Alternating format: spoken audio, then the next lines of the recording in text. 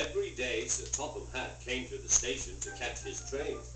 "Hello," he always said to Thomas. "Don't let the silly freight cars tease you. Remember, you have an important job as a special helper in the train yard."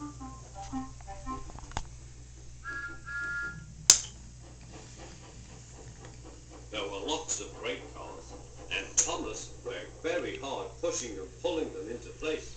There was also a small coach and two strange things his driver called cranes. "That's the breakdown train," he told Thomas. "The cranes are for lifting heavy things, like engines, coaches, and freight cars." One day Thomas was in the yard. Suddenly he heard an engine whistling. "Help! Help!" A freight train came rushing through, much too fast.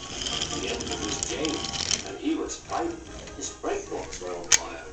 They're pushing me, he panted. On, laughed the brake cars, still whistling, "Help! Help!" Poor James disappeared. "I'd like to teach those freight cars a lesson," said Thomas the tank engine. Soon came the alarm. "James is off the line! The breakdown train! Quickly!" Thomas was coupled on, and off they went.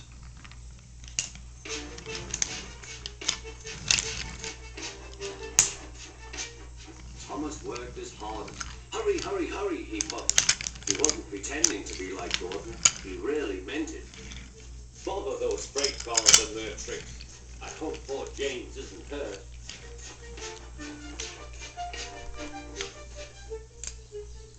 James's driver and fireman were feeling him all over to see if he was hurt.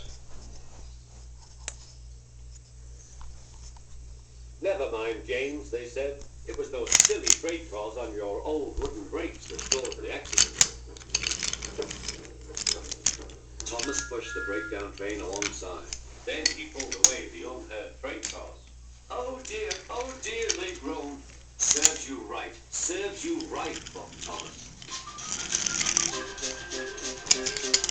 He was hard at work, hopping backwards and forwards all afternoon.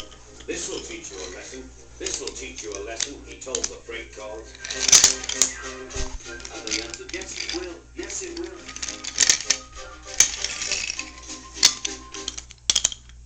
They left the broken cars. Then with two cranes they put James back on the rails.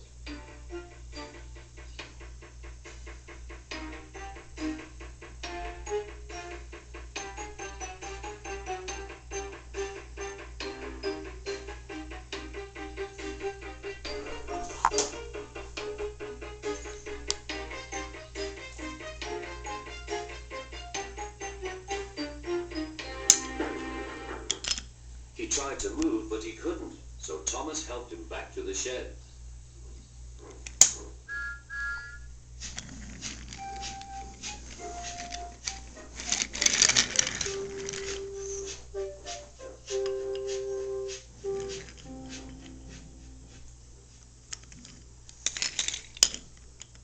Sir Topham Hatt was waiting anxiously for them.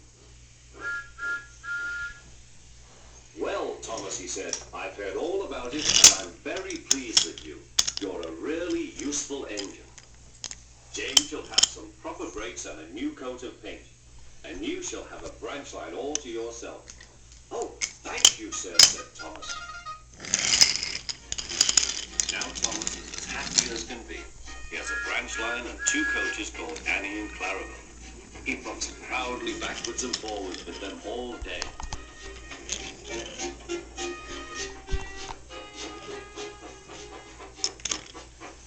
He is never lonely. Edward and Henry stop quite often and tell him the news. Gordon is always in a hurry, but never forgets to say "Poop, poop," and Thomas always whistles "Peep, peep" in return.